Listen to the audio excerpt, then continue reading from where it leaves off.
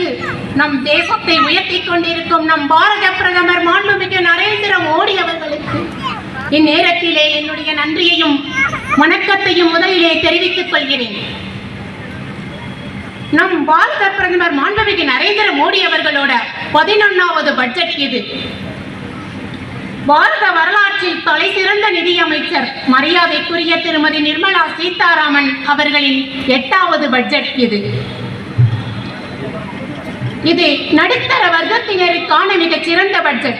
இந்த அருமையான பட்ஜெட் தந்த நடுத்தர மக்களின் வாழ்வில் ஒளியேற்றிய நம் மாண்புமிகு பிரதமர் அவர்களுக்கும் நிதியமைச்சர் நிர்மலா சீதாராமன் அவர்களுக்கும் மிக்க நன்றியினை இந்த நேரத்திலே தெரிவித்துக் கொள்கிறேன். மத்திய பட்ஜெட்டோட சிறப்பு அம்சத்துல முதல்ல ஆண்டுக்கு 12 லட்சம் ரூபாய் வரை சம்பளம் வாங்குகின்ற தனிநபர் ஒவ்வொருவருக்கும் இனிமேல் வருமான வரி கிடையாது என்ற அருமையான அறிவிப்பை வெளியிட்டிருக்கிறார் மரியாதைக்குரிய நம் நிதியமைச்சர் அவர்கள். இதுல ஜாதியோ மதமோ ஆணோ பெண்ணோ எதுவுமே கிடையாது, எல்லாருக்குமான ஒரு பட்ஜெட், இந்தியாவில் உள்ள அனைத்து மக்களுக்குமான ஒரு பட்ஜெட். இதன் மூலம் நடுத்தர மக்கள் அனைவரும் மிகவும் நாம பயனடைகிறோம். இதை தந்த நிதியமைச்சர் அவர்களுக்கு மனமார்ந்த நன்றியினை நடுத்தர மக்களின் சார்பிலே நானும் ஒருவராக இருந்து இந்த நன்றியினை நான் தெரிவித்துக் கொள்கிறேன். இத இந்த திமுக காரங்க என்ன சொல்றாங்க அப்படின்னா, இந்த பட்ஜெட்டோட அருமை தெரியக்கூடாதுங்கிறதுக்காக தப்பான ஒரு விஷயங்களை மக்கள் கிட்ட கொண்டு போறாங்க. என்ன அப்படின்னா, திமுக காரங்களுக்கெல்லாம் மெயினான ஒரு விஷயம் என்ன அப்படின்னா, வாக்கு வங்கி அரசியல் மட்டும்தான். இதுல மெஜாரிட்டியான அரசு ஊழியர்கள் தான் திமுகவுக்கு வாக்களிச்சிட்டு இருக்கிறாங்க. அதனால அவங்களோட கைகளுக்குள்ளேயே வச்சுக்கணுங்கிறது தான் திமுகவோட ஆகச்சிறந்த எண்ணம். ஆனா இந்த எண்ணத்தை எல்லாம் தவிடுபடியாக்கும் விதமா மக்கள் எல்லாருமே விழிப்புணர்வோட இருக்கிறாங்க. இந்த பட்ஜெட் மத்திய அரசோட நலம் தரக்கூடிய ஒரு பட்ஜெட் தான், நடுத்தர வர்க்கங்களுக்கான ஒரு பட்ஜெட்டுங்கிறத மக்கள் உணர்ந்துக்கிட்டாங்க. அடுத்தது விவசாயம்.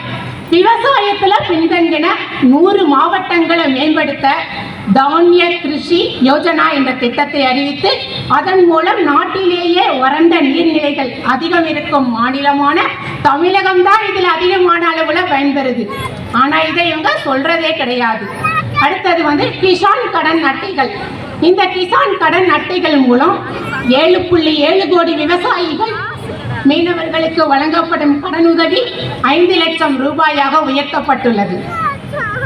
அடுத்ததா சிறு குறு நடுத்தர தொழில் நிறுவனங்களுக்கு 1.5 லட்சம் ரூபாய் 5 லட்சம் கோடி கூடுதல் கடனுதவி வழங்கப்படும் என்று மத்திய நிதியமைச்சர் மரியாதைக்குரிய திருமதி நிர்மலா சீதாராமன் அவர்கள் கூறியிருக்காங்க. இதன் மூலம் இளைஞர்களுக்கு சுயதொழில் வாய்ப்பும் அதிகப்படியான வேலை வாய்ப்புகளும் கிடைக்கும். இதுலயும் நாம தமிழகம் தான் அதிக அளவுல பயன்பெறாங்க. அடுத்ததா மருத்துவம். 36 உயிர் காக்கும் மருந்துகளுக்கு சுங்கவரி விலக்கு அளித்திருக்காங்க. மருத்துவத்துறையில் மருத்துவ கல்வி இடங்களை அதிகப்படுத்தி கொடுத்திருக்காங்க இந்த பட்ஜெட்ல. அப்புறம் ஸ்விக்கி, ஜொமேட்டோ போன்ற நிறுவனங்கள்ல பணிபுரியறவங்களுக்கும் மருத்துவ காப்பீடு தந்து அவங்களும் பயனடையும் எண்ணத்துல இந்த பட்ஜெட்டை தயார் பண்ணியிருக்காங்க. மத்திய அரசோட இந்த பட்ஜெட் மிகச்சிறந்த நடுத்தர வர்க்கத்தினருக்கான ஒரு பட்ஜெட். மத்திய அரசு தமிழகத்தை வஞ்சிக்கிறதுன்னு பொய் சொல்லிக்கிட்டே இருக்கிறாங்க இந்த திமுக காரங்க. கடந்த 4 ஆண்டுகள்ல மட்டும் மத்திய அரசு தமிழகத்துக்கு என்ன கொடுத்திருக்காங்க அப்படிங்கிறத ஒரு சின்னதா ஒரு சுருக்கமா சொல்லிக்கிறேன். மத்திய அரசு தமிழகத்திற்கு வழங்கிய நேரடி பங்கீடு 1,73,730 கோடி ரூபாய். அப்புறம் 100 நாள் வேலை திட்டத்துக்கு ரூபாய் 38,641 கோடி ரூபாய் கொடுத்திருக்காங்க. அப்புறம் பள்ளி மாணவர்களோட கல்வி நலனுக்காக 5,880 கோடி ரூபாய் கொடுத்திருக்காங்க. ஆனா இந்த கல்வி அமைச்சர் அன்பில் பொய்யாமொழி மகேஷ் என்ன சொல்லிட்டு இருக்கிறாரு, மத்திய அரசு எதுவுமே கொடுக்கலன்னு சொல்லிட்டு இருக்கிறாரு. இது எவ்வளவு பெரிய அண்டப்புழுகுங்கிறது தமிழ்நாட்டு மக்களுக்கும் தெரியும். அன்பில் பொய்யாமொழி மகேஷ்க்கு என்ன நடக்குது, எவ்வளவு நிதி கொடுத்திருக்காங்கன்னு தெரியுமாங்கிறது கூட தெரியல. இன்னைக்கு கல்வி நிலையங்கள்ல சிறுமிகளுக்கு பாலியல் தொல்லை, சுகாதார கட்டமைப்புகள் கூட இல்லாத ஒரு இடமா கல்வி நிறுவனங்கள் அமைஞ்சிருக்கு. இது வெட்கக்கேடான ஒரு விஷயம். சொல்லுங்க பாஸ். இப்படி மக்களுக்கான நலத்திட்டங்களை மத்திய அரசு அதுவும் தமிழகத்துக்கு தான் நிறைய கொடுத்துட்டு இருக்காங்க.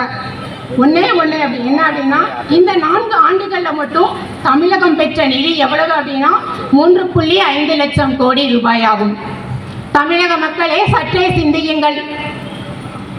நம்முடைய நடுத்தரமான மக்களும் கீழ்நிலையில் உள்ள மக்களும் வாழ வேண்டும் என்பதற்காக பார்த்து நமக்காக பட்ஜெட் தயார் பண்ணி இந்த தேசத்தை உயர்த்த பாடுபட்டு கொண்டிருக்கும் உன்னதமான தலைவர் மாண்புமிகு நரேந்திர மோடி அவர்களின் கரங்களோடு கரங்களாய் வலு சேர்த்து இந்த தேசத்தை உயர்த்த பாடுபடுவோம் என்று கூறி வாய்ப்புக்கு நன்றி கூறி விடைபெறுகிறேன். நன்றி, வணக்கம்.